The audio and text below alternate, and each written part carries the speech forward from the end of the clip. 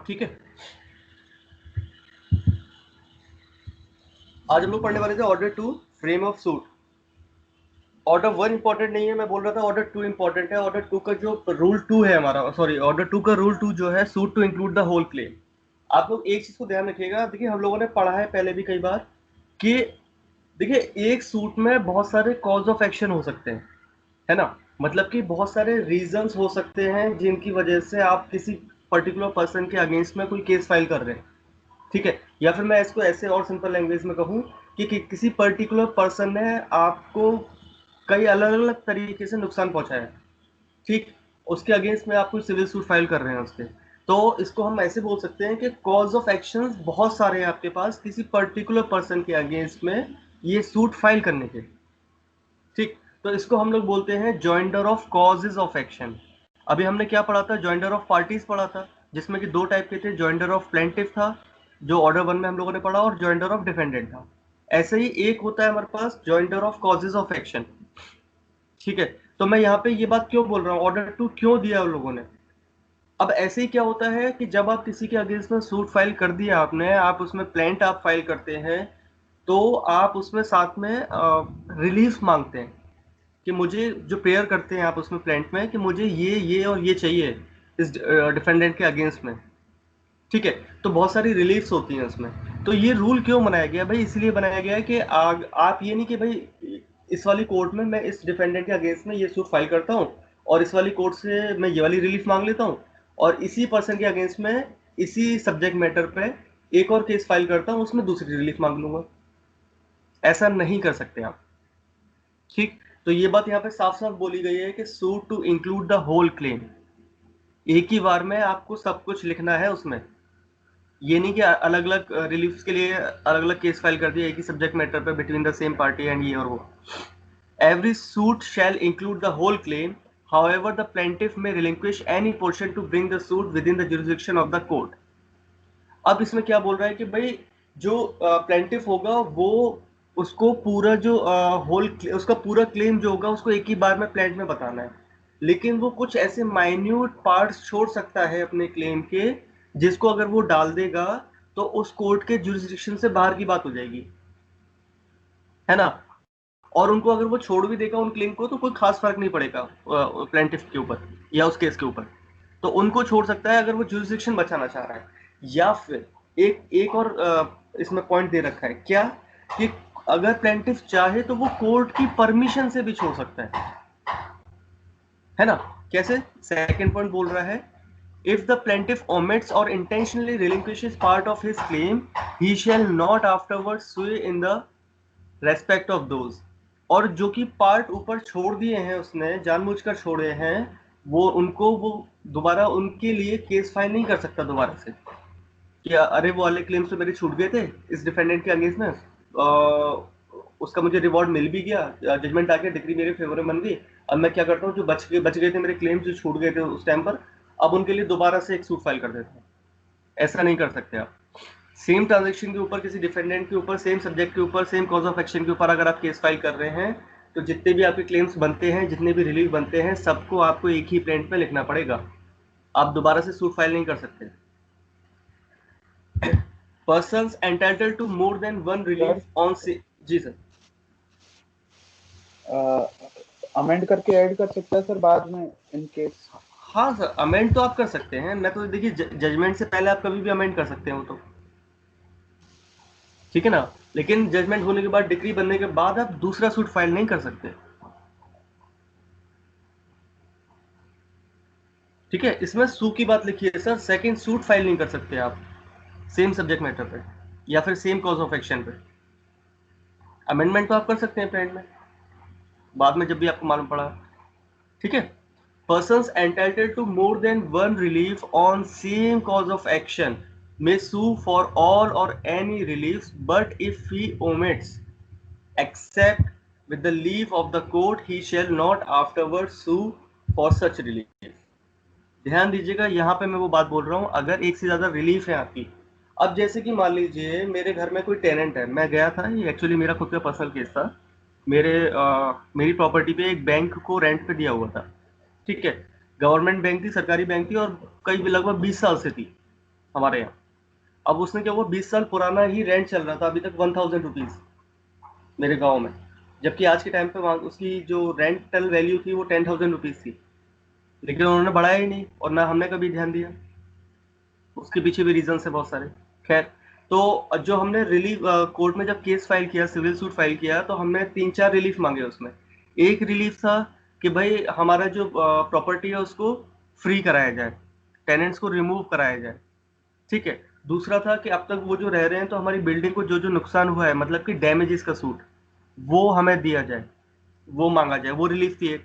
और तीसरी रिलीफ क्या थी कि भाई जो इन्होंने एरियर्स को रोका हुआ है वो हमें वापस दिलवाया जाए। मतलब उन्होंने रेंट भी रोक लिया था। उनका ये कहना था कि हमारे लिए एक नया कंस्ट्रक्शन करा कर दो हमें अपनी प्रॉपर्टी पे, तब हम आपका रेंट को रिलीज करेंगे, तब हम आपको रेंट देना शुरू करेंगे। तो मैंने कहा भाई भाई अगर हम कंस्ट्रक्शन नहीं कराएंगे तो आप हमको मतलब रेंट ही नहीं दोगे, फ्री में रहोगे हमारे यहाँ क्या? ये एक सरकारी बैंक की हालत थी, श्रेयास ग्रामीण बैंक। खैर, अब फिर क्या हुआ कि भाई ये 3-4 रिलीफ हो गई। अब अगर मैं इसमें से किसी एक को भी ओमिट कर देता हूँ, मतलब कि अपने प्रेयर में नहीं लिखता, अपने प्लांट में, तो मैं उसके लिए दोबारा से सूट फाइल नहीं कर सकता। ठीक है ना, ये बात कहता है यहाँ पे। लेकिन एक एक बात और कह रहा है साथ में, कि अगर मुझे ऐसा करना है तो मुझे कोर्ट की परमिशन से करना पड़ेगा, मतलब कि कोर्ट की नॉलेज में ये डालना पड़ेगा कि सर मैं ये एक रिलीफ को अभी नहीं कर रहा हूँ, मैं इसको बाद में करूंगा। जैसे कि मैं टेनेंट को निकालना नहीं चाह रहा अपनी प्रॉपर्टी से, मैं तो बस ये चाह रहा हूँ कि मेरा रेंट ये लोग शुरू करते हैं और बढ़ा कर दे दें। जो आज के सर्कल रेट है, जो भी मार्केट के रेट है, उस हिसाब से मुझे रेंट देना शुरू कर दें। और मैं ये नहीं कह रहा हूँ कि टेनेंट यहाँ से खाली करवा दीजिए।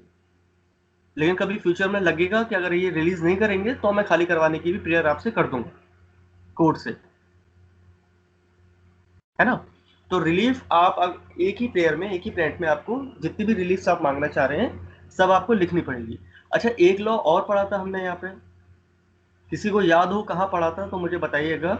वो लॉ ये था कि भाई आपने अगर 3-4 रिलीफ मांगी है ना, उसमें से कोर्ट ने जैसे सपोज 3 रिलीफ आपने मांगी है और कोर्ट का जो जजमेंट आया वो सिर्फ 2 रिलीफ पे आपको रिवॉर्ड दे दिया कोर्ट ने। अब एक रिलीफ पे कोर्ट ने अपने जजमेंट में कुछ नहीं कहा, तो इसका क्या मतलब निकलता है, किसी को याद है? तो जिसका नहीं दिया उस वो कोर्ट नहीं चाहता है कि उसके अगेंस्ट में कोई मतलब कोई रिलीफ दे, हाँ तो हाँ उसकी भी जाकर वो फिर से केस नहीं कर सकता। हाँ जी, टाटू सर ये और साहू सर, आप लोगों को याद नहीं था? जी सर, याद था। याद था, ठीक है। सर अगर सर प्रोविजन सर याद नहीं सर, कौन सा प्रोविजन में था सर? हाँ, वो मुझे भी एक्चुअली याद नहीं आ रहा। वो इसका नहीं था तो किसी और का, लेकिन वो सब पे एप्लीकेबल है। क्या था कि भाई अगर आपने 3 रिलीफ मांगी है उसमें से 2 रिलीफ पे अगर आपका जजमेंट आ गया और एक रिलीफ को कोर्ट ने कुछ टॉपिक छेड़ा भी नहीं उसका अपने जजमेंट में, तो इसका सेंस यही निकलता है। इसका मतलब ये नहीं है कि कोर्ट ने उसको देखना कोर्ट उसको देखना भूल गई या कोर्ट का ध्यान नहीं गया उस पर। इसका मतलब ये माना जाता है कि कोर्ट उस पर रिलीफ देना चाहती ही नहीं है आपको। आपको राइट ही नहीं है उस रिलीफ का कोर्ट के हिसाब से। ठीक है ना। चलिए, अब आता है हमारा ऑर्डर टू रूल 3। रूल 3 बहुत इंपॉर्टेंट है, इस पर क्वेश्चन आ सकता है। Joinder of causes of action, मतलब कि किसी पर्टिकुलर पर्सन के अगेंस्ट में अगर आप केस फाइल कर रहे हैं और आपके पास एक से ज्यादा रीजन है, तो हर हर रीजन के लिए आप अलग अलग केस फाइल नहीं करेंगे। तो भाई आज इसने मेरे संग ये किया था, ये प्रॉब्लम करी इसने मेरे संग, परसों इसने ये भी किया था मेरे संग, तो परसों वाले को मैं अलग केस में डालूंगा, एक केस बनाऊंगा, और आज जो उसने कर दिया उसके लिए अलग केस बनाऊंगा। ऐसा नहीं, जितने भी रीजन है, जो भी कॉजेज ऑफ एक्शन है, सबको आप एक संग ज्वाइन करके एक केस में आप ला सकते हैं। ठीक है। चलिए, तो रूल 3 क्या बोलता है? अ प्लेंटिफ में unite in the same suit several causes of action against the same defendant and defendants jointly. अगर एक डिफेंडेंट है तो एक के अगेंस्ट में कॉजेज ऑफ एक्शन ज्वाइंट हो जाएंगे। अगर बहुत सारे डिफेंडेंट्स हैं, सेम ट्रांजेक्शन की बात हो रही है, तो जितने भी कॉजेज ऑफ एक्शन हैं एक ही सूट में सबको आप ज्वाइन कर देंगे। ऐसा कर सकते हैं, ऐसा प्रोविजन हमें सीपीसी में दे रखा है अंडर ऑर्डर 2 रूल 3। ठीक है। चलिए, इनके अंदर डीपली ज्यादा नहीं जाना है, बस इनके ऑर्डर्स और रूल्स के नंबर पूछ लेते हैं बस। कॉजेज ऑफ एक्शन का provision, joinder of causes of action किस प्रोविजन में दे रखा है या किस रूल में दे रखा है, तो आपको पता होना चाहिए। किसी का सर माइक खुला? जी सर।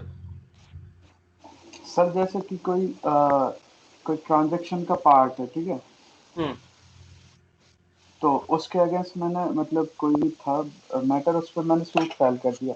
उसके हम्म बाद सब्सिक्वेंटली उसी ट्रांजैक्शन से दूसरा इशू आ गया, कोई भी डिस्प्यूट आ गया सर, तो उसके लिए मुझे सब्सिक्वेंट सूट फाइल करना पड़ेगा, ये मतलब फाइल कर सकता हूँ? जैसा कि वो अमेंडमेंट तो आपने बता दिया कि अमेंडमेंट के थ्रू ऐड कर सकते हो, क्या दूसरे उसी सेम ट्रांजैक्शन के पे मैं सब्सिक्वेंट सूट फाइल कर सकता हूँ उसके बाद? सर, सब्सिक्वेंट सूट आप फाइल कर सकते हैं, लेकिन बाद में क्या होगा ना, वो जो डिफेंडेंट होगा वो उसको कंसोलिडेट करने के लिए एप्लीकेशन लगा देगा, ये दोनों सूट को एक ही क्लब जगह चला करवाने दिया जाए। है? क्लब करवा देगा? हाँ, उसे क्लब करवा देगा। इसे कंसोलिडेट बोलते हैं सर लीगल टर्म में। या तो हाई कोर्ट से ले आएगा या कोई भी अपीलेट कोर्ट से वो एक एप्लीकेशन को ऑर्डर पास करवा के ले आएगा कि ये जो दो अलग अलग सूट चल रहे हैं इनको एक ही जगह कंसोलिडेट कर दिया जाए, जो कि एक ही सब्जेक्ट मैटर पे हैं, एक ही ट्रांजेक्शन के दौरान ये दो अलग अलग सूट फाइल कर दिए हैं प्लेंटिफ ने मेरे अगेंस्ट। ठीक है ना? तो दो अलग अलग जजमेंट ना होकर वो एक ही, जब कंसोलिडेट हो जाएगा तो एक ही जजमेंट में दोनों सूट्स का एडजुडिकेशन हो जाएगा। ठीक है। मेरे साथ एक केस था, 1989 का केस था वो। तो तीन अलग अलग मोटी मोटी फाइलें थी उसकी, तीन अलग अलग जगह चल रहा था वो। ठीक है, उनमें से दो चल रहे थे एक ही कोर्ट में, जेएससीसी कोर्ट होती है हमारे यहाँ जूनियर डिवीजन की। उसमें क्या था, बहुत मोटी मोटी फाइलें थी वो, और उन दोनों की डेट अलग अलग पड़ती थी, उसी कोर्ट में पड़ती थी, और दोनों पार्टीज लगभग डेली आती थी। तो वो एक पार्टी जाकर हाई कोर्ट से उसमें ऑर्डर ले आई कंसोलिडेट का, तो वो तीन अलग अलग फाइलें जो चल रही थी उनको एक ही कोर्ट में ले आए, उसी कोर्ट में। और सर उसका बंडल इतना है, लगभग समझ लीजिए 10 किलो वजन बैठेगा उस फाइल का। इतनी सारी एप्लीकेशंस, एडजॉयमेंट्स और प्लेंटिफ, डिफेंडेंट, डब्ल्यूएस सब लग गए उसमें। चलिए, और उस पर हाई कोर्ट से ये और मिल गया ऑर्डर कि जो 1990 से पहले के केसेस हैं सबको डे टू डे हियरिंग हो उनकी। तो डेली हियरिंग होती थी उसमें, और उसमें आप पार्टी मानेंगे 72 पार्टीज थी उसमें, जिनमें से 15 पार्टीज डेली आती थी जो रिप्रेजेंटेटिव थे उनके। हाँ जी, सर जो जेंडर क्रिमिनल केस ऑफ, ज्यादा टाइम लेते हैं या civil cases? Sir civil cases ज़्यादा टाइम कंज्यूम करते हैं, क्रिमिनल केसेस तो हो जाते हैं, जल्दी हो जाते हैं। और जो सिविल केसेस हैं वो जनरेशन टू जनरेशन भी निकल जाती हैं उसमें। चलिए, और ऑर्डर टू का रूल 7 इंपॉर्टेंट है, objection as to misjoinder. अब ये मिस जॉइंडर ऑफ पार्टीज की बात नहीं हो रही है यहाँ पे बात हो रही है miss joinder of causes of action. कि भाई डिफेंडेंट को लगता है मेरे अगेंस्ट दो कॉजेज ऑफ एक्शन थे, तो इसने जो एक सूट में ही दोनों कॉजेज ऑफ एक्शन को लाके ज्वाइन करवा दिया प्लेंटिफ ने एप्लीकेशन देके। एप्लीकेशन किस में देगा? वो ऑर्डर टू रूल 3 में देगा। अगर उसका ऑब्जेक्शन है डिफेंडेंट को, तो वो ऑर्डर टू रूल 7 में ऑब्जेक्शन की एप्लीकेशन दे देगा सिविल कोर्ट में। ठीक है, तो शुड बी टेकन बिफोर और at the time when the issues are settled. ठीक है, तो जब भी वो ज्वाइंटर हो गए, कॉजेज ऑफ एक्शन जब भी ज्वाइन होंगे, तो उसके बाद इश्यूज फ्रेम होंगे, उस टाइम पर या उससे पहले पहले वो ऑब्जेक्शन की एप्लीकेशन दे सकता है। तो जनरली आपको पता होगा कि ऑब्जेक्शन जनरली जितने भी होते हैं वो इश्यूज फ्रेम होने से पहले ही हो जाने चाहिए, या इश्यूज फ्रेम होने तक हो जाने चाहिए। ठीक है ना? तो याद करने में दिक्कत नहीं होगी कि कब तक आप ऑब्जेक्शन का, मिस जॉइंटर का आप एप्लीकेशन फाइल कर सकते हैं।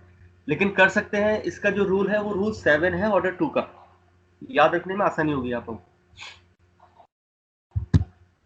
अब आता है order 3, recognise agents and pleader. Recognise agents क्या होते हैं पता है किसी को? हम लोग कल परसों हम लोगों ने डिस्कस किया था, लीगल रिप्रेजेंटेटिव, लीगल हायर्स, फिर एक आता है रिकॉग्नाइज्ड एजेंट्स। चलिए देखते हैं क्या होते हैं। रिकॉग्नाइज एजेंट्स हम किसे कहते हैं? जो कि किसी पर्टिकुलर पर्सन की, जो पार्टी है उसकी प्रॉपर्टी को होल्ड कर रहा हो, उसका बिजनेस होल्ड कर रहा हो, या फिर उसकी प्रॉपर्टी का पावर जस्ट लाइक अटॉर्नी जिसके पास हो। सर्वेंट, तो क्या सर्वेंट सर्वेंट मैम? वगैरह भी आ सकते? नहीं मैम, क्योंकि सर्वेंट तो सर देखिए, इन्हें सर्वेंट अपने क्या चीज? सर अगर कोई मतलब ओनर सर नहीं होता है बिजनेस का, तो सर सर्वेंट भी इसको पूरा डील करते हैं ना, तो that's why. Sir ma'am like मैं इसे एम्प्लॉय बोलूंगा, सर्वेंट नहीं बोलूंगा। सर उसका लाइक ये जो कॉन्ट्रैक्ट आर्ट में एजेंट दिया है ना, जो एजेंट मतलब बेहाल पे कुछ करता है, मतलब प्रिंसिपल का बेहाल पे कुछ एक्ट करता है, उसको तो एजेंट बोलते हैं ना। सिमिलर ऐसा भी होगा ना सर पीछे भी। हाँ, एजेंट ही होते हैं। तो एजेंट नहीं, मैम ने सर्वेंट बोला ना, मैं सर्वेंट और एजेंट में डिफरेंस बता रहा हूँ।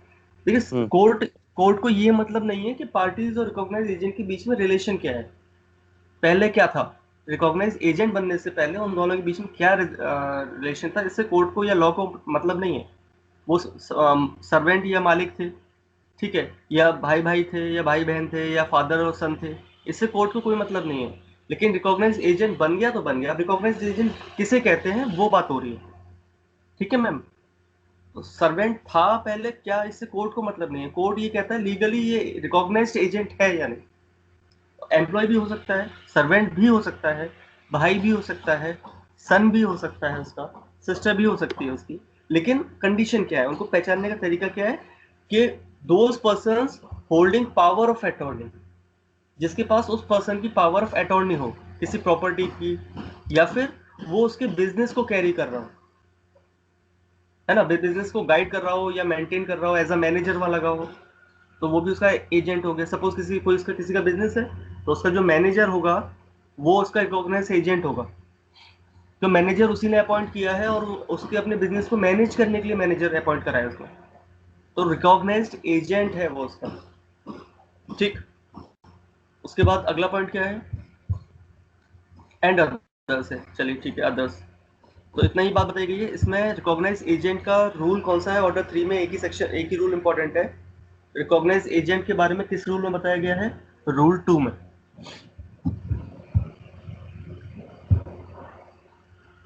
अगला जो रूल ऑर्डर 4 है हमारा, उसमें भी बस एक ही रूल इंपॉर्टेंट है, पहला ही वाला। अब ऑर्डर 4 हम लोग देखेंगे तो इंस्टीट्यूशन ऑफ द सूट। तो इसमें अगर हम पढ़ेंगे कि सूट टू बी कंप्लेंट, अब ये कहीं याद आ रहा है, कहीं हमने सीपीसी में ही पढ़ा था कि भाई institution of the suit, suit तभी इंस्टीट्यूट माना जाएगा जब आप एक प्लांट को सबमिट करेंगे, प्लांट लाके कोर्ट के सामने सर पेश करेंगे। सेक्शन सेक्शन 26 26 सर है ना। 26। हाँ, सेक्शन 26। तो सेक्शन 26 रीड विथ ऑर्डर 4, ठीक है। सेक्शन 26 जो होता है वो ऑर्डर 4 को रिलेट कर रहा है। अब इसमें क्या बोलता है, every suit shall be instituted by presenting a plaint in duplicate to the court. अच्छा, इसमें ये बोल रहा है कि भाई जो सूट तभी इंस्टीट्यूट माना जाएगा जब आप एक प्लांट को प्रेजेंट कर देंगे कोर्ट के सामने। अब इसमें एक कंडीशन भी है कि एक डुप्लीकेट प्लांट भी साथ में होना चाहिए। अब वो डुप्लीकेट प्लांट कितने होने चाहिए भाई, जितने डिफेंडेंट हैं उतने डुप्लीकेट प्लांट्स भी होने चाहिए साथ में। और जब आप उनको प्रेजेंट करोगे कोर्ट के सामने, तो ये मान लिया जाएगा कि इस दिन से आपका सूट इंस्टीट्यूट हो चुका है ना। ये हमने ऑर्डर 4 के रूल 1 में प्रोसीजर हमने पढ़ लिया। अब मैंने एक क्वेश्चन पहले भी आपको नॉलेज बताई थी, एक बात बताई थी कि ऐसा कौन सी सिचुएशन होती है जिसमें बिना प्लांट को प्रेजेंट करे हुए भी मान लिया जाता है कि आपका सूट इंस्टीट्यूट हो गया है। किसी को याद है? सर एक एप्लीकेशन देते हैं ना जो होते बैंकरप्टेड मैम हो मैम जाते हैं। मैम एक मिनट टाडू सर और साउ सर से जरा पूछते हैं। आपने सही सर बोल एक दिया बार लेकिन रिपीट करना। बच गए, पूरा नहीं बोला। क्या सर? सर एक बार सर वो क्वेश्चन थोड़ा मैं नेटवर्क। सर मैं पूछ रहा हूँ कि ऑर्डर 4 का रूल 1 हमें ये बता रहा है और सेक्शन 26 भी हमको ये बता रहा है कि कोई सूट इंस्टीट्यूट तब माना जाएगा जब आपने एक प्लांट को प्रेजेंट कर दिया कोर्ट के सामने, है ना। अगर आप यस सर। प्लेंटिफ है, आप प्लांट लाके कोर्ट के सामने सबमिट कर देंगे तो मान लिया जाएगा कि इस दिन से आपका सूट इंस्टीट्यूट हो गया। तो मेरा क्वेश्चन ये हम्म है कि ऐसी कौन सी कंडीशन होती है जिसके बारे में हम लोगों ने पहले भी बात करी थी, जिस कंडीशन में, जिस सिचुएशन में बिना प्लांट को प्रेजेंट करे कोर्ट के सामने भी ये मान लिया जाता है कि आपका सूट इंस्टीट्यूट हो गया।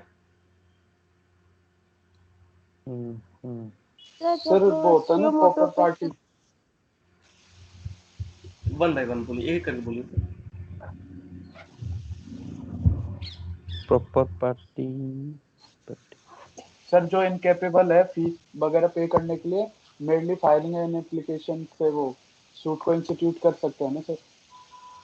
जो इनकेपेबल है सूट फाइल करने के लिए, मतलब हाँ, मतलब वो बोलते हैं ना सर, मतलब गरीब आपने आदमी सर, क्या डिसेबिलिटी बोलते हैं? पर्सन आप सर। देखिए टाटू सर और साहू सर दोनों ने वो वर्ड बोल दिया है, लेकिन उसको सही से प्रोनाउंस नहीं कर पा रहे हैं और कॉन्फिडेंस नहीं आ रहा आप दोनों में। सर मुझे वो वर्ड नेक्स्ट का नाम फ्रेंड।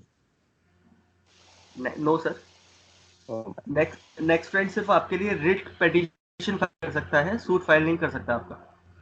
Oh my God.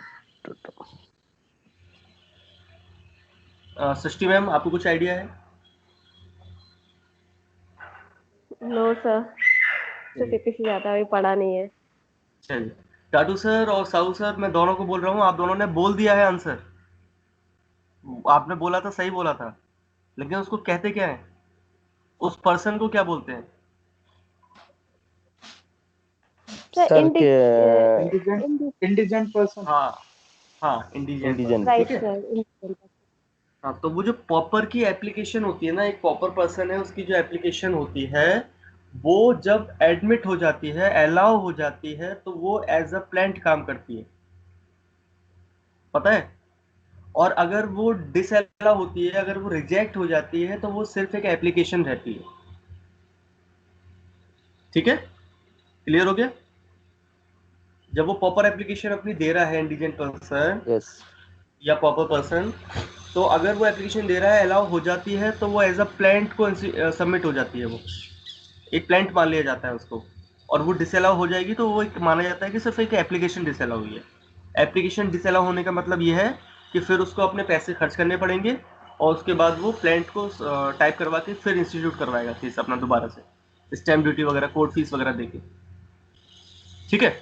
चलिए, अच्छा, इसमें होता क्या है मैं आपको बता देता हूँ। पॉपर एप्लीकेशन में क्या होता है कि जब किसी सीजे के पास कोई पॉपर एप्लीकेशन आती है, तो वो उसको अपने पास रख लेता है और एक आदमी को भेजता है, ऑफिसर को भेजता है कोर्ट के, कि जाके इनका घर बार देख कर आओ, जो एड्रेस प्लांट में उसकी एप्लीकेशन में लिखा हुआ है, जाके देख के आओ, पता करके आओ, उसकी अकाउंट चेक करके आओ कि ये रियल में कोई पॉपर पर्सन है या फिर झूठ बोल रहा है ये। तो वो जाता है वहाँ पे, इन्वेस्टिगेशन करता है, बाकायदा सिविल इन्वेस्टिगेशन। एक आध दिन, 2 दिन लगते हैं, और उसको लगता है कि ठीक है, सही बोल रहा है, तो वो कोर्ट को आके पूरा अपना रिपोर्ट सौंप देता है, और कोर्ट को लगता है कि हाँ सही है, तो वो उसकी एप्लीकेशन अलाउ कर देता है। चलिए,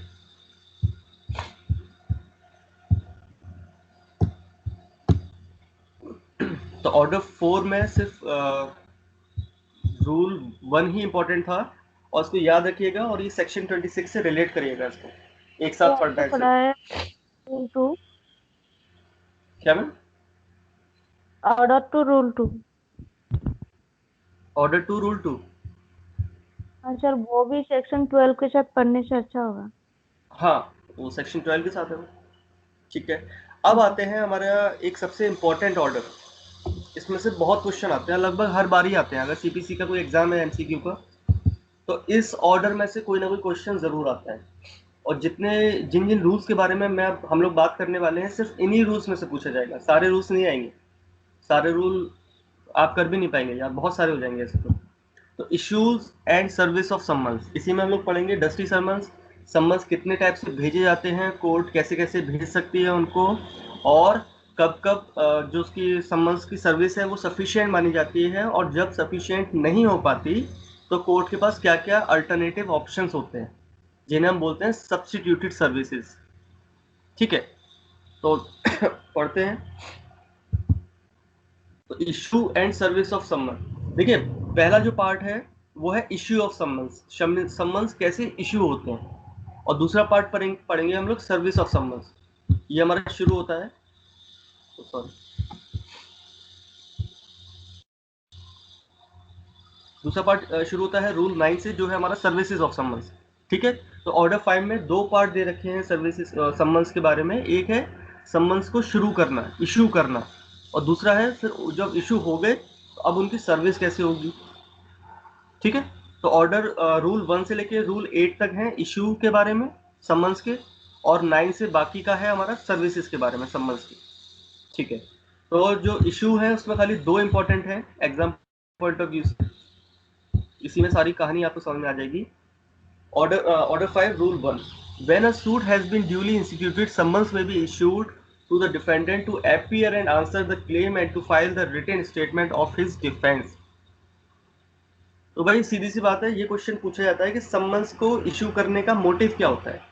सम्मन का प्रोसीजर बनाया गया है रूल 1 में, तो इसके पीछे मोटिव क्या है? तो भाई इसके पीछे मोटिव ये है ताकि डिपेंडेंट अपना वो सर, ताकि सर डिपेंडेंट अपना सर वो फ्रेम कर सके। हाँ, रिटन स्टेटमेंट सर रिटन हाँ। स्टेटमेंट टाइमली सर फ्रेम कर सके।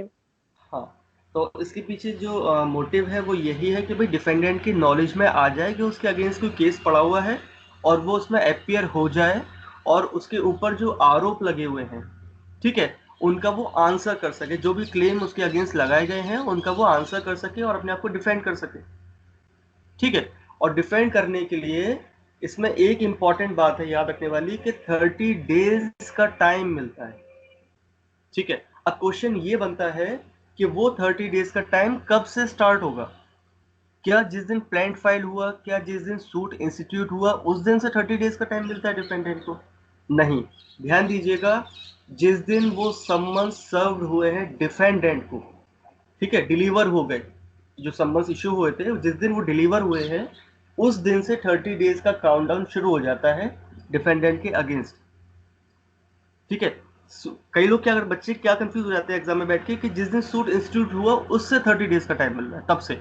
ऐसा नहीं है, जिस दिन डिफेंडेंट की नॉलेज में आ गया कि भाई हाँ मेरे अगेंस्ट में ऐसी ऐसी जगह पर ये केस पड़ा हुआ है, ठीक है। 30 days from the date of service of summons on that defendant, clearly लिखा हुआ है। आप रूल 1 पढ़ेंगे, क्लियरली लिखा हुआ है इसमें, लेकिन फिर भी हम लोग ये गलतियां करके आते हैं एग्जाम में जल्दीबाजी में। कॉन्सेप्ट क्लियर रखिएगा, कंफ्यूज मत होइएगा। अगर 4 ऑप्शन और आ गए, 3 ऑप्शन और आ गए इस ऑप्शन के अलावा, तो कंफ्यूज मत होइएगा एग्जाम में ऑप्शन में। Every summon shall be signed by the जज और such officer as he appoints and shall be sealed with the seal of the court.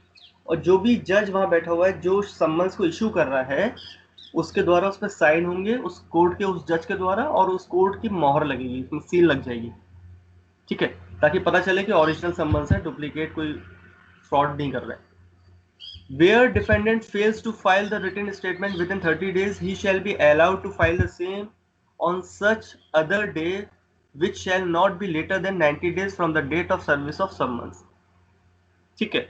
अब इसमें होता क्या है कि भाई 30 डेज का टाइम मिल गया, लेकिन 30 डेज के अंदर अगर वो अपने WS को नहीं फाइल कर रहा है या अपीयर नहीं हो रहा है, अगर अपीयर नहीं हुआ तो 30 डेज तक मैक्सिमम कोर्ट वेट करेगी, और फिर भी अगर अपीयर नहीं होता है तो उसको एक्सपर्टी कर देगी, ठीक है। लेकिन इसमें एक पॉइंट और है कि भाई 30 डेज के बाद अपीयर तो हो गया लेकिन उसने WS फाइल नहीं करा है, तो WS फाइल नहीं करा है तो वो कोर्ट के पास आके डेट को एक्सटेंड करने के लिए रिक्वेस्ट करेगी, एप्लीकेशन देके डिफेंडेंट। और जो कोर्ट के पास पावर है अकॉर्डिंग टू CPC रूल 2 कि भाई वो जो है उस डिफेंडेंट को 90 डेज की मैक्सिमम परमिशन दे सकते हैं, डेट को एक्सटेंड कर सकते हैं कि भाई लीजिए, चलिए 1 महीने में नहीं कर पाए 3 महीने में कर दीजिएगा, 2 महीने और ले लीजिए एक्स्ट्रा, तो अपना WS टाइप कराइए, आराम से सोचिए समझिए, उसको डिफेंड करिए, फैक्ट्स को चेक करिए, फिर आप कर दीजिए, ठीक है। तो मैक्सिमम जो टाइम पीरियड होता है 90 डेज का होता है, 90 डेज भी अगर खत्म हो जाते हैं तो कोर्ट उसको फिर एक्सपर्टी कर देगी। अच्छा, इसमें भी फिर कुछ सॉफ्ट प्रोसीजर है क्या कि भाई अगर जो डिफेंडेंट अपने जेन्युइन एक्सक्यूजेस देता है, कुछ ग्राउंड्स बताता है, कोर्ट को सेटिस्फाई कर लेता है कि मैं WS क्यों नहीं फाइल कर पा रहा हूँ, कि भाई मेरा जो लॉयर है, जो मेरे हमारे फैमिली लॉयर है, वो थोड़ा बिजी हैं या तबीयत खराब है या बाहर गए हुए हैं, कुछ भी ऐसा, या उनका एक्सीडेंट हो गया, 1-1.5 महीना तो उनको ठीक होने में लगेगा, कुछ भी ऐसा जेन्युइन एक्सक्यूज अगर देता है तो कोर्ट उसको बढ़ा सकती है, ठीक है, एक्सपर्टी नहीं करेगी। और अगर एक्सपर्टी कर भी दिया तो उसको सेट असाइड कर सकती है दोबारा। अब इसके प्रोसीजर्स कहाँ हैं ये आने वाले रूल्स में पढ़ेंगे हम लोग ऑर्डर 9 में। चलिए, रूल 2 क्या बोलता है? Order 5 rule 2, copy of plaint annex to summons. ये हम लोगों को पता ही है, हम लोगों ने कहाँ पढ़ा था, ये पहले भी हम लोग डिस्कस कर चुके हैं कि एक प्लांट जब भी फाइल होता है तो हमेशा एक डुप्लीकेट कॉपी के साथ में फाइल होता है। इसका रीजन मैं आप लोगों को बता देता हूँ, सर्विस ऑफ समन्स पढ़ेंगे तो इसमें भी आएगा क्यों, कि भाई कितनी डुप्लीकेट कॉपीज होनी चाहिए। एक कॉपी होनी चाहिए जो प्लेंटिफ खुद अपने पास रखेगा प्लांट की, एक कॉपी होती है जो कोर्ट को देगा, वो कॉपी नहीं होती, वो ओरिजिनल होती है जो कोर्ट में सबमिट करेगा। ताकि कोर्ट जो अपनी फाइल बनाती है उसमें वो रख सके, मेंटेन कर सके रिकॉर्ड। और इसके अलावा वो इतनी कॉपीज और देगा उसी प्लांट की जितने नंबर ऑफ डिफेंडेंट्स हैं। ठीक है, इसका रीजन यही है कि जितने भी जो सम्मन्स जाएंगे जितने डिफेंडेंट्स पे, हर सम्मन में एक एक प्लांट की कॉपी लगी रहेगी। सम्मन उस डिफेंडेंट को ये बताता है कि मेरे अगेंस्ट इस पर्सन ने केस डाला है, इस कोर्ट में डाला है, और नेक्स्ट हियरिंग डेट ये है। ये तो बताएगा वो सम्मन का फॉर्मेट। आप लोग चाहे तो मैं सीपीसी में निकाल लीजिएगा, ऑर्डर फॉर्म नंबर 33 है, और कोई मैं बाद में क्रॉस चेक करके और बता दूंगा आपको। पूरा सम्मन का फॉर्मेट है उसमें। और उसके बाद जो प्लांट जाएगा साथ में, सम्मन के सामने जो प्लांट जा रहा है, उस प्लांट में बताया जाएगा कि प्लेंटिफ ने क्या पेयर करी है, क्या उसके क्लेम है, क्या आरोप आपके ऊपर लगा रहा है, और क्या क्या कॉज ऑफ एक्शन वगैरह वगैरह सब कुछ। वो प्लांट की कॉपी उसके बाद चली जाएगी, तो घर पे बैठ के ही समझ जाएगा कि क्या क्या आरोप मेरे ऊपर लगा दिए इसने। Sir you are not audible. बाकी सबको भी नहीं आ रही तो ऑडिबल है, तो ऑडिबल है। ओके मैम, आपका शायद ग्लिच कर गया। नेटवर्क।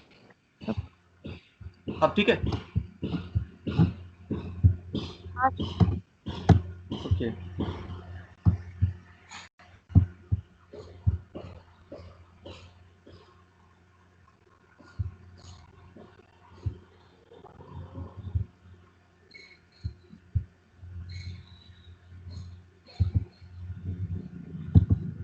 ठीक है, तो इसलिए बोला गया है, रूल 2 बनाया गया है, copy of plaint annex to summons. तो जितने भी अब प्लांट की कॉपीज आ गई हैं, जितने भी सम्मन्स जा रहे हैं, जितने भी डिफेंडेंट्स के पास जा रहे हैं, उन सब में एक एक कॉपी भी लगेगी प्लांट की। एवरी सम्मन shall be accompanied by a copy of the plant. ठीक है, अब ये हो गई भाई इशू हो गए सम्मन्स। अब इनकी सर्विस की बात आती है, जो कि इंपॉर्टेंट पार्ट है ऑर्डर 5 का from the examination point of view. इसी पे क्वेश्चंस आते हैं सबसे पहले। ऑर्डर 9 से शुरुआत करेंगे। ऑर्डर 5 का रूल 9, सॉरी ऑर्डर 5 रूल 9 से शुरुआत करेंगे। Delivery of summons by the court. अब देखिए, delivery of summons by the court, चाहे वो प्लेंटिफ खुद करे, चाहे वो पोस्ट बाय पोस्ट जाए, कुछ भी जाए, लेकिन माना यही जाता है कि सम्मन कोर्ट ने डिलीवर करे। क्यों क्यों माना जाता है ऐसा? क्योंकि इशू भी वही कोर्ट करती है। अब वो जरिया कुछ और है, जरिया वाया किसी भी जरिए से वो पहुंचा रही है वहां पे, लेकिन पहुंचा कौन रहा है? कोर्ट पहुंचा रहा है। ठीक है, तो यही बोलेंगे हमेशा कि delivery of summons by the court. अब कोर्ट अगर खुद डिलीवर करेगी, खुद तो जाएगी नहीं, मतलब किसी के थ्रू ही भेजेगी, तो वो क्या क्या जरिए हैं? Where the defendant resides within the jurisdiction of the court और has an agent resident within that jurisdiction. या तो वो पर्सन जो डिफेंडेंट है वो उसी कोर्ट की ज्यूरिसडिक्शन में है, मतलब कि अगर मैं इसको ऐसे कहूँ तो उसी सिटी में है, जिस सिटी में वो कोर्ट है, उसी सिटी का ज्यूरिसडिक्शन है, उसके आसपास के एरिया का उस कोर्ट के पास है। तो वो पर्सन भी अगर लोकल है, उसी जगह का है, या फिर उसका कोई ऐसा एजेंट है जो कि वो उसी ज्यूरिसडिक्शन में रहता है, उसी कोर्ट की, या फिर द सम्मन shall be delivered or sent to the proper officer to be served by him or by one of his subordinates। तो कोर्ट क्या करेगी? हर कोर्ट में इनको हम लोग क्या बोलते हैं? सम्मनिंग ऑफिसर्स बोलते हैं शायद इंग्लिश में। ऑफिसर्स होते हैं, सम्मनिंग ऑफिसर्स बोलते हैं। हर कोर्ट में बैठे रहते हैं ये लोग। बैठे क्या रहते हैं, मतलब कोर्ट में होते हैं, अपॉइंटेड होते हैं। तो उनका काम यही होता है कि जितने भी सम्मन्स हैं उन सबको सर्विस करना है लोकल एरिया में। तो वो कोर्ट में वो ऑफिसर को बुलाया जाएगा, या उसका अगर ऑफिस है उस कोर्ट के आसपास कहीं, तो उस ऑफिस में वो सम्मन्स को भेज दिया जाएगा कि 1-2 दिन में आपको ये डिलीवर करने हैं। तो ऑफिसर क्या करेगा? उसके घर पे जाएगा, उसको देगा और उससे साइन करवा लेगा डुप्लीकेट सम्मन्स पे कि हाँ भाई सर्विस हो चुकी है, मैंने प्राप्त कर ली है, I have received this summons, लिखवा कर फिर लौट के आएगा, कोर्ट में जमा करेगा। और साथ में वही ऑफिसर अपनी एक रिपोर्ट भी लगाता है कि जो डिफेंडेंट था, जो पार्टी थी, जिस पर्सन के लिए वो सम्मन भेजे गए थे, मैंने खुद अपने हाथों से उसके हाथ में दिए हैं, और ये रहे उस डिफेंडेंट के साइन। तो मेरी तरफ से सर्विस सफिशिएंटली सर्व्ड हो चुकी है। वो ये रिपोर्ट कोर्ट को देगा, खुद आके बोलेगा या देगा, लिख कर रिटन में दे देगा, कुछ भी, जो भी, जैसे भी कोर्ट मान ले। तो कोर्ट मान लेती है कि हाँ भाई डिफेंडेंट को सफिशिएंटली सर्व्ड हो चुके हैं सम्मन। एक तरीका तो ये है। The summons may be send to the defendant by post, या फिर हो सकता है कि भाई अगर डिफेंडेंट बाहर रह रहा है या अगर लोकल एरिया में भी रह रहा है तो अभी उस कोर्ट में प्रोसीजर है कि बाय पोस्ट आप भेजो। तो बाय पोस्ट क्या होती है कि जो भी आप पोस्ट करते हैं तो उस पर एक रेसिप्ट मिलती है आपको, ठीक है। रेसिप्ट मिलने के बाद जब जैसी वो पोस्ट वहाँ पे पहुँचती है तो जो पोस्टमैन होता है वो वो लेता है, उससे रिसीविंग लेता है डिफेंडेंट से, उससे घर गया, उसको पोस्ट दी कि ये लीजिए सर आपकी पोस्ट आई है, तो वो उससे लिखवा लेगा कि हाँ मैंने रिसीव कर ली। तो वो जो रिसीविंग होती है वो लाके फिर कोर्ट में सबमिट हो जाती है कि भाई डिफेंडेंट ने रिसीव कर लिया है। तो ऐसे भी कोर्ट मान लेती है कि भाई हाँ सर्विस जो है सफिशिएंटली सर्व्ड हो चुकी है। मैं गया था एक बार, मालूम है, मैंने मतलब मेरा एक गांव में काम था, मेरा खुद का केस था, तो मैं उसके संग गया था जो सर्विस ऑफिसर था। तो मैंने कहा भाई आ जाओ आप मेरे संग आ जाओ, मैं बाइक लेता हूँ और मेरे संग चलो। 40 किलोमीटर था यहाँ से। तो मैंने अपना पूरा, पहले हम लोग गए, पेट्रोल भरवाया मैंने पूरा, मैं पता नहीं कहाँ घुमा देगा ये। तो मेरा काम तो हो गया। उसके बाद में 3 गाँव में और ले गया आसपास से, पता नहीं कहाँ से। मैंने सर एक दिन में आप लोग इतना काम करते हैं, इतना घूमना फिरना पड़ता है आप लोगों को? तो उसने बताया हाँ जी सर। सबके यहाँ बैठे रहे, मैं चाय वगैरह मिल जाती, चाय पानी बिस्कुट, मैंने कहा यहीं मर लूंगा मैं आज। तो 3-4 जगह, 3-4 अलग अलग गाँव में मैंने रास्ते भी नहीं देखे थे ऐसी ऐसी जगहों पे। 3-4 सर्विस करते हुए हम लोग आए थे। चलिए खैर कोई नहीं। अब आता है order 5 rule 9A, summons given to the plaintiff for service. अब इसको हम लोग बोलते हैं डस्टी सर्विस, डस्टी समन्स। ऑर्डर 5 रूल 9A है। डस्टी समन्स क्या होता है? Summons given to the plaintiff for service also called as डस्टी समन्स।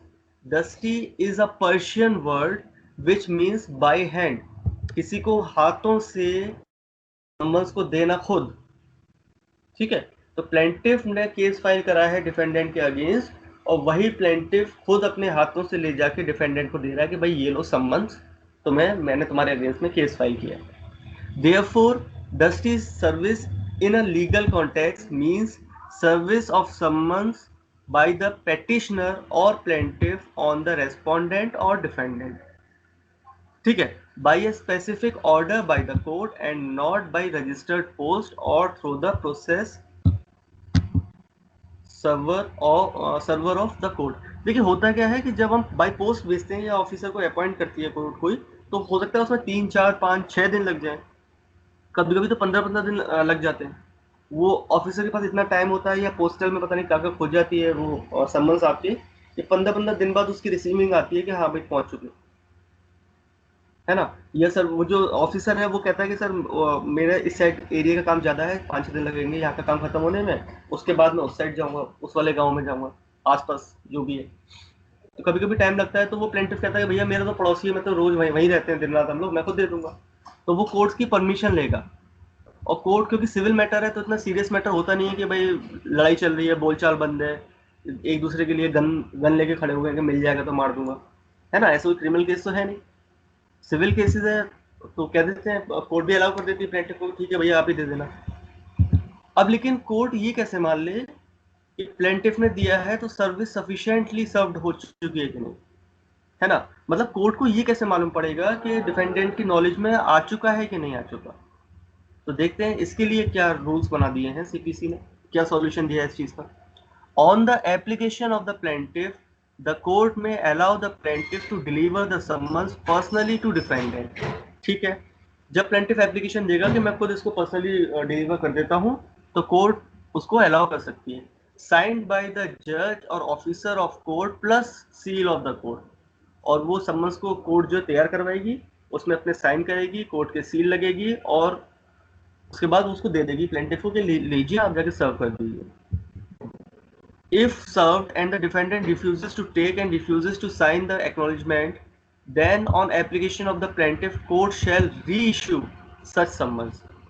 अब होगा क्या कि प्लेंटिफ को दे दिए रेडी करके, सील भी लगा के, जज ने अपने साइन करके कि ये लीजिए सम्मन तैयार है, आप जाके डिलीवर कर दीजिए। अब प्लेंटिफ वहां पर डिलीवर करने गया, डिफेंडेंट बोलता है कि भाई मैं नहीं लूंगा, ये डिफेंडेंट मान लीजिए ले लेता है। तो डिफेंडेंट अगर ले लेता है तो साथ में हमेशा डुप्लीकेट सम्मन होता है जो भी डिलीवर करने जा रहा है। तो उस डुप्लीकेट सम्मन्स पे डिफेंडेंट लिखता है कि yes I have received these summons, है ना, या फिर मैंने सम्मन्स प्राप्त कर ली, अगर हिंदी जानता है तो हिंदी में लिख देगा, ठीक है।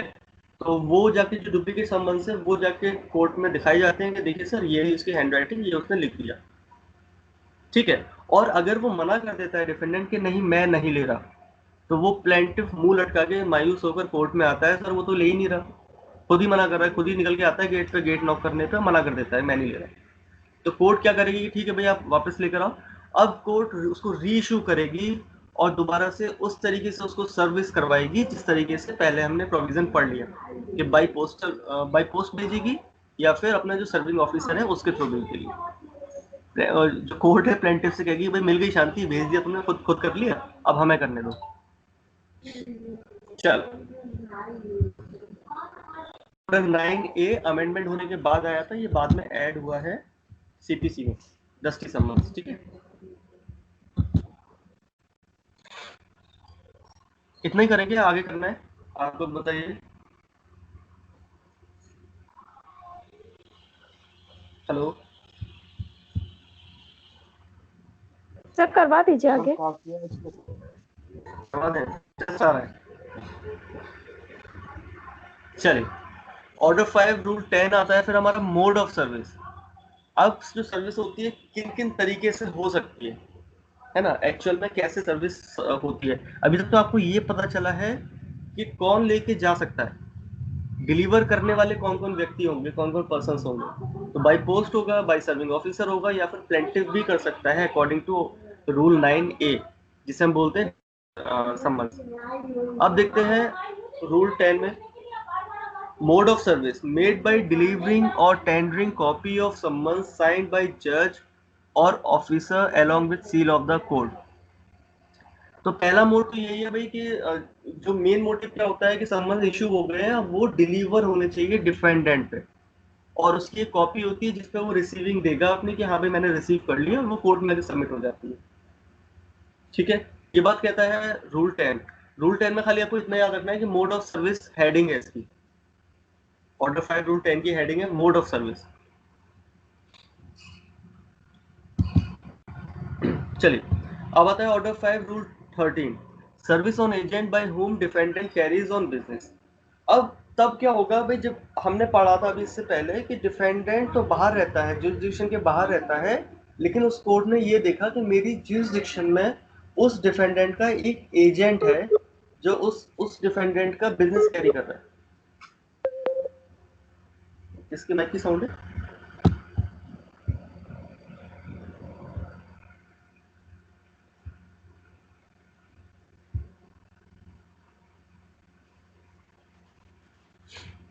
टड्डू सर आपका नेटवर्क ग्लिच कर रहा है क्या? अब ठीक है, चलिए